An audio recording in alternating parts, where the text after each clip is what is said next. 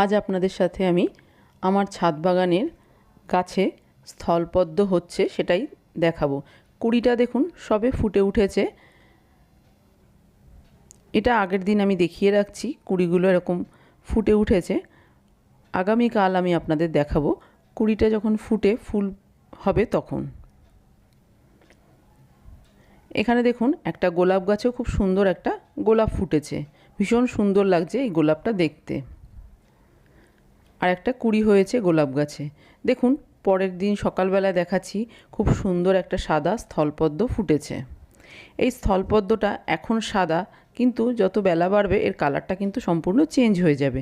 দেখুন বেলা 12টার সময় স্থলপদ্মর কালারটা সম্পূর্ণ চেঞ্জ হয়ে গেছে। দেখতেও ভীষণ ভালো লাগছে, ভীষণ মিষ্টি একটা কালার হয়েছে। কেউ দেখে বুঝতেই পারবে না এটা সকালবেলা সাদা ছিল। দেখুন